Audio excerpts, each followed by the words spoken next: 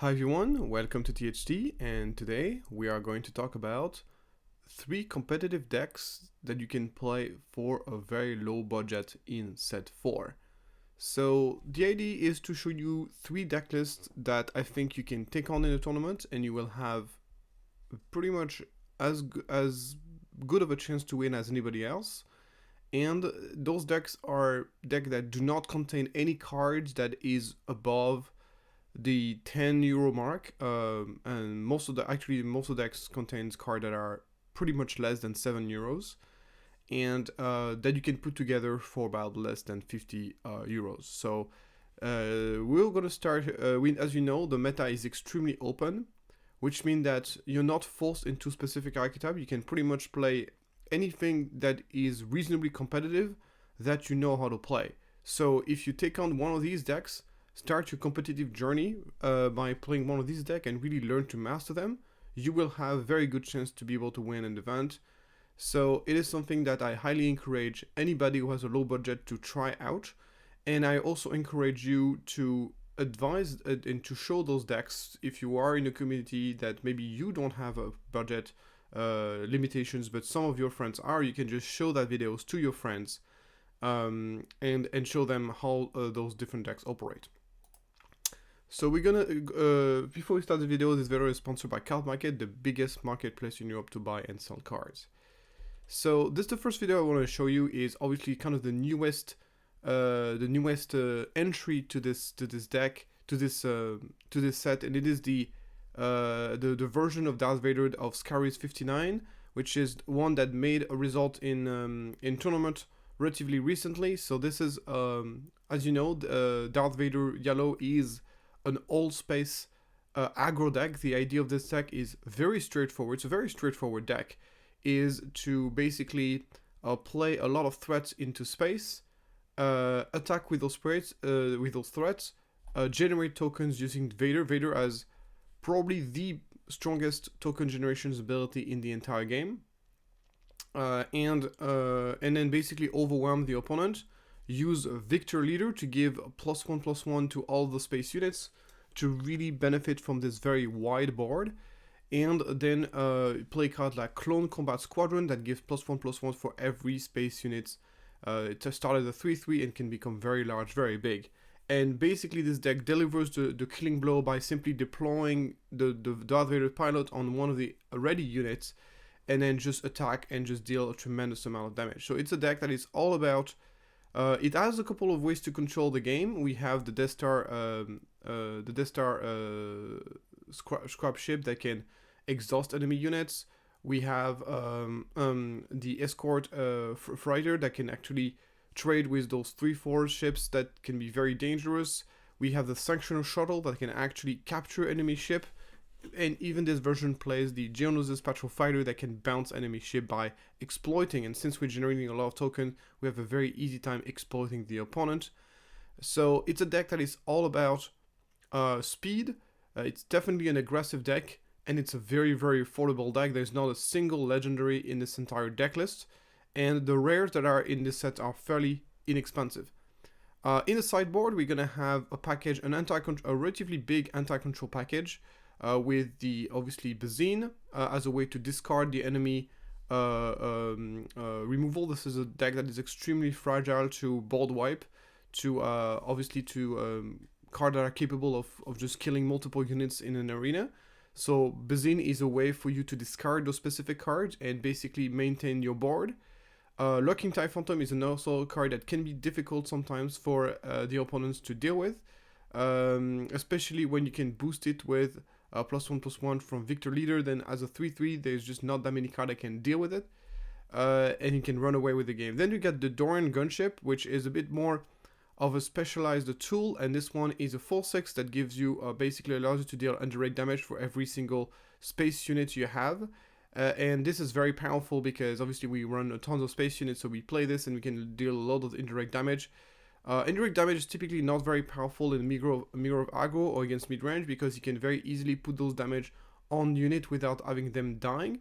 However, it is something you can very easily do against control, and all this damage whenever he has an empty board, which does happen quite often, in which case you will deal just so much damage directly to the enemy base.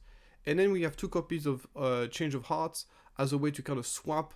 You give your opponent a very shitty 1/1, and you get in exchange a very large unit. So it's very good against mid-range and soft control decks who play very large units. So it's a very good deck that it's all about racing. So we play No Good to Me Dead. We play some piece of interactions. Overwhelm Barrage. This is mostly going to be our tool against aggro. You manage to put a big clone combat squadron, and then you can play basically Barrage to basically reset the opponent board. It can be very powerful. The Surprise Strike for the finishing move. And that's pretty much the deck. The deck is really good at just spreading wide. It plays the full package of Killmachine Patrols and the Wingman Victor 2, which is an excellent way to boost your board as well as adding additional bodies and really overwhelm the opponent. So it's a deck that has proven to be very successful. It is, in my opinion, within the top 5, top 6 of the most successful deck in this set 4 in terms of amount of. It's a deck that is very, very powerful if you play against a meta that is not prepared for it. And it's an excellent choice, and it's a very, very affordable deck once again. So it's a really great option. If you love Vader, is also an iconic character that I'm sure a lot of people who are looking to get into this game will want to play. So it's a very fun deck to play as well. And it's not a difficult deck to play either. It's all about attacking the enemy base, getting himself a big board, using a couple of removal. He also plays 3 copies of Waylay, so it's not a completely aggro. You still have a couple of pieces of interaction, which is a very nice feeling. So you can actually just deal with the most important threats whenever you're racing the opponent. The most expensive card of the deck is going to be Victor Leader, that comes out at €2 on card market. So once again, very, very affordable. That's going to be the most expensive card of the deck. If you want to bring the deck to the next level, you can pick up Cunning. I think Cunning out of aspect in this deck can be very, very powerful. But this card is a lot more expensive. It comes out at €13. So if you want to bring the deck to the next level, you can buy yourself a couple of Cunning cards that will help the deck. But it's not necessary at all for this deck to operate. Some version play Cunning, some version don't. It's absolutely not needed in any way. It's just that, yeah, if you want to go further with the deck, you want to make a little bit of investment, and you want to try something new, Cunning is a good one to start by. Moving on now to the next list is going to be the version of Garaxon plays by Will 6449. So he's a player who also made a performance in PQs relatively recently.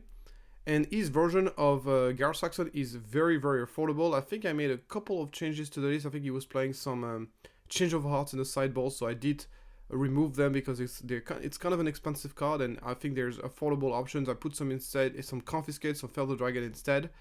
Once again, it's not Change of Heart is not a needed card for the deck, and it does make the deck considerably cheaper to not have it. So as you can see, this is a card that once again does not play any legendaries, so it's a very affordable deck.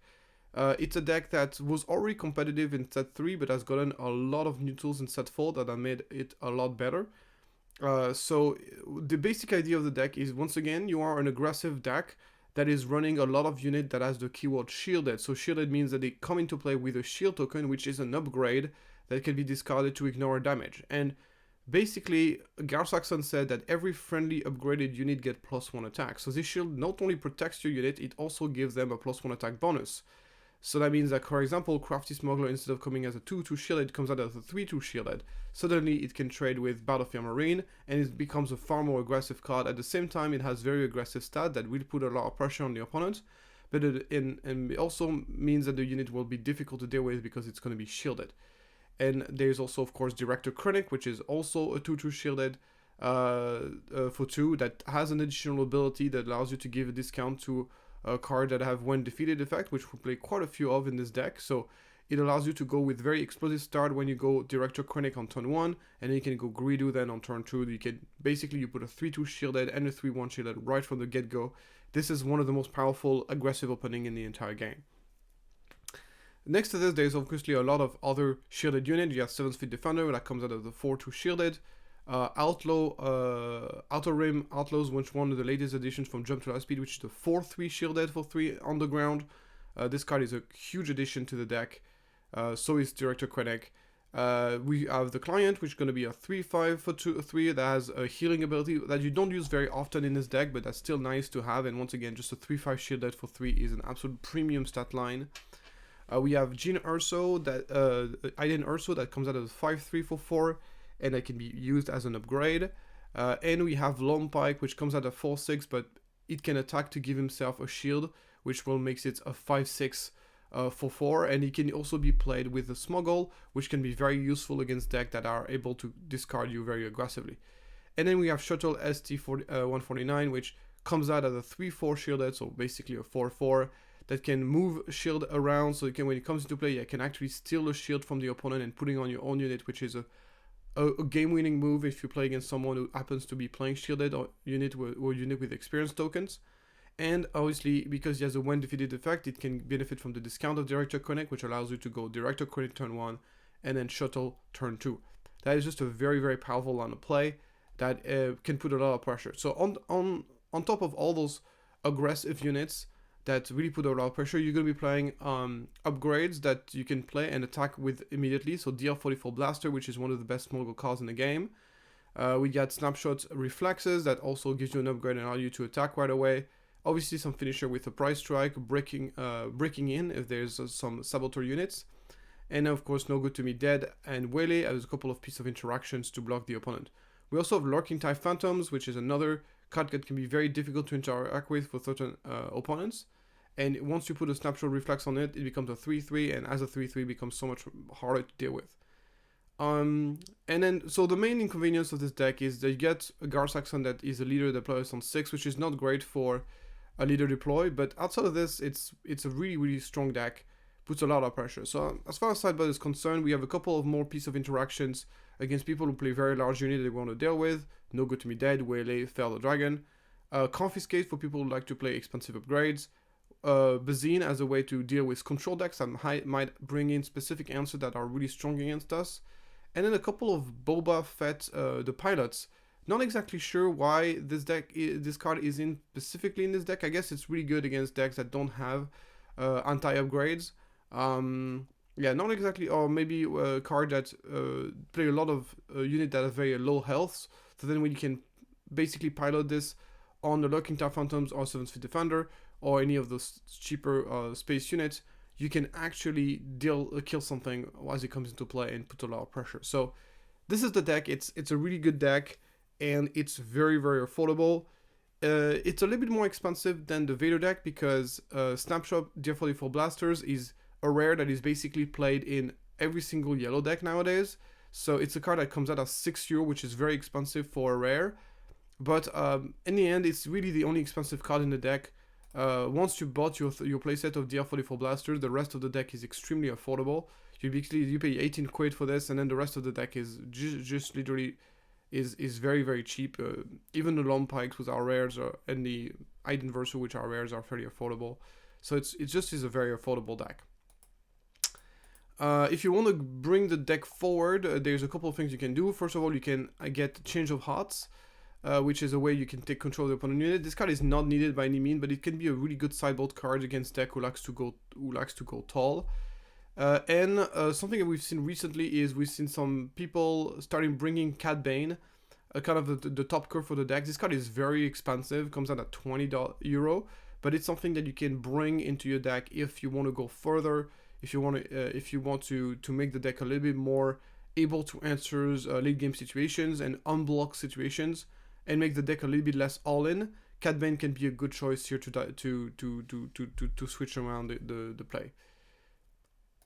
The third list I wanted to show you, the third budget list that I wanted to show you is this Captain Rex Unity of Purpose combo deck, which I've already made a video about. So there's a dedicated video on my channel about this deck. So if you want to know more about it, you can simply just check out this video. It's called Captain Rex combo deck, so just check it out. It's not, you don't have, I think it's like, it was like maybe a month ago that I published that video. Anyway, so basically the idea of the deck is, for people who don't know the deck, is to it's a combo deck. It's one of the very few combo decks that exist in Star Wars Limited that are actually competitive, that has basically two ways to kind of win the game, two game plan. The first game plan is to win with the Unity of Purpose, which is basically the combo.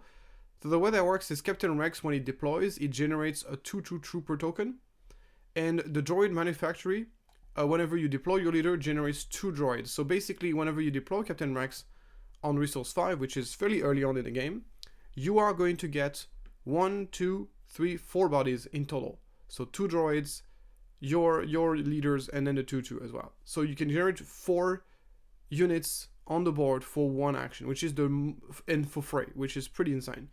And then alongside this, you can just play a bunch of units. Obviously, the unit is also completely, almost entirely made of units. So the idea is just to jam as many units as possible. So most of those units are very high health, so they're very difficult to interact with. So this is my own version of the deck that I've modified to make it more budget. I'll explain you why what's the change I've made to make it more affordable. But basically the idea of the deck is that you're going to be playing all those cards with very high health that are very difficult to deal with. And then once you reach 6th resource, which is going to be on turn 5, or on turn 4 if you manage to play a resupply earlier, which allow you to ramp, you can play Unity of Purpose, and this will give to all the units +1/+1 for every different units on the board that you control that have different names. So let's say you are in an example where, let's say your opponent has been really good at wiping your board, and the only thing you have for the Unity of Purpose is just deploy Captain Rex, and you get Captain Rex, 2 droids, and 1 clone. So that's basically 3 different units. So you're going to give it +3/+3 to each of those 4 units. It's going to be 12 damage on top of the damage those units would normally do, which is 1, 2, 3, 4, 5, 6. So that's be 18 damage for that, just for that alone. But then every unit you add on top of this will exponentially increase the amount of damage that you're dealing. So in this case, like if you just have 6 units, which is just 2 more units on top of this deployment, which is not hard to do, you basically have lethal. So this is a way to kind of kill the opponent in 1 turn. You're very easily going to be able to deal 24, 25 damage in 1 turn, even if you manage to kill a couple of units. So the entire deck is built on this premise. So what kind of unit are we playing? We're playing basically cheap units, so we can go for double 1-drop opening, but units that are difficult to kill, like R2D2s that are 4 health. Mace Kanata that grows bigger and bigger for every unit you play, but Mace Kanata is actually the most common way we win the game without the need of Unity of Purpose, because this deck is capable of making Mace Kanata so large. We play, of course, the good old Battlefield Marine, the Yularen, which is a good healthy unit that heals a lot of Echo, that basically becomes a 4/4 if you control 3 other units. The Freetom Backup is also another very nicely healthy unit that also can be smuggled. We got Seasoned Fin Flatter, that is basically a 2/4.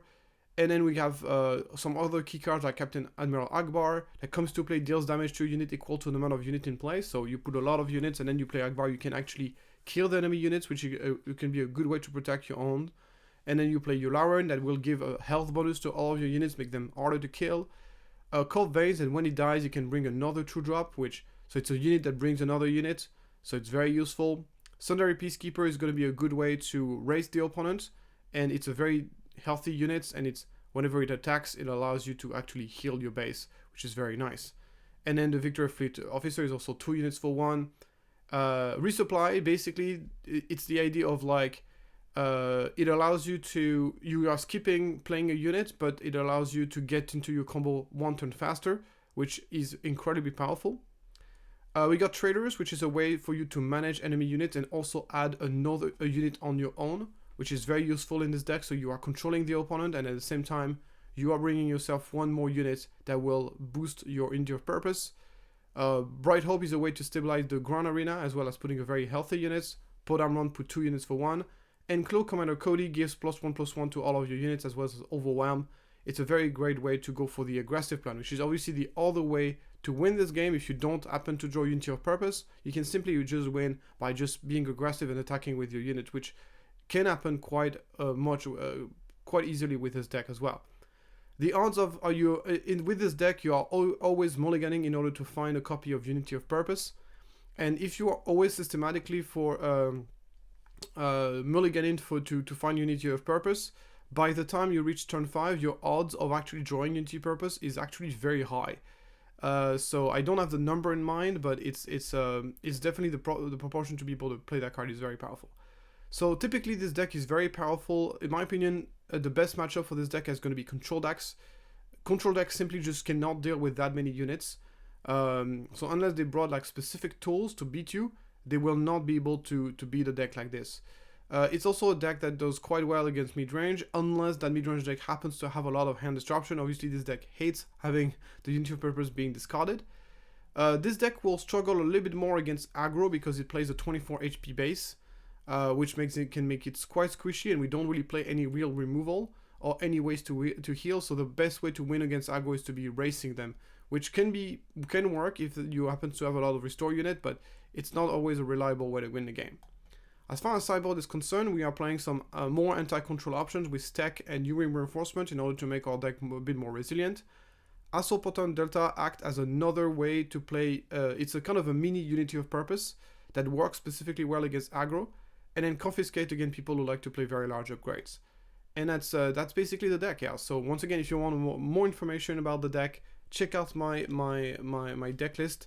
It's a deck that is very fun to play because it's just very fun to slam your opponent with like a million HP unit, and at least it's a different style of deck as the previous deck we talked about, because it's a deck that has it's a combo deck, so it's a really fun. If you like this kind of deck, it's really fun to play, and it's a very affordable deck. There's only one legendary in the deck, which is Unity of Purpose, and that legendary is quite affordable because it's literally only sees plays in this deck. So if you the budget compromise that I've done with this deck, so Unity of Purpose comes out at 3.5 euro, which is the most expensive card of the deck, so it's, as you can see, a very affordable deck. And the only card that I've compromised on for this version of the deck is like I'm not playing Command. So the Command I play, normally you would play 3 copies of Command on top of the resupplies or instead of resupply. The advantage of Command is like it allows you to ramp, but it also allows you to give an experience token to an existing unit, which helps the aggro plan, or bring back a unit from the discard, or even kill an enemy unit. So that's something that this flexibility is quite nice, and since we're playing double green, it's a good idea to play Command. I don't think it's an essential card for the deck, that's why I excluded it. But if you want to play, if you really like the deck and you're willing to invest a little bit more money, getting yourself a playset of Command will make the deck slightly better. And that's it for this video. So I went through all 3 of those decks. So there's 2 aggro decks and 1 aggro combo deck. So those decks are really quite different from one another, and they're all like very fun to play, and they're all very affordable, and they're also very competitive. The Unity of Purpose deck is a bit more, you're gonna have to play into a very specific meta for this to really work to its full potential. But if you're in the right meta, it's a really, really great deck. And then the 2 other decks are just overall just really solid decks that you can bring in almost any meta and you'll be okay. So thank you so much for following the video. Once again, if you are even if you're not directly interested in running a budget deck, some of your friends might, some friends that might not know about my channel. So I really recommend and ask you guys to show them those videos so they can actually pick up those decks and maybe they'll be able to play. And I think it's very important that we try to make the game as affordable as possible, that everybody gets to participate in the fun that is playing Star Wars Unlimited in tournament and having fun together. So it's something that I think is really important, and that's why I like to make those kind of videos to kind of show the way and kind of show people that how you can play this game for less than $50 basically, and be very satisfied. Thank you so much for following that video, and I'll see you next time. If you like that kind of video, please like and subscribe, and I'll see you next time. Bye.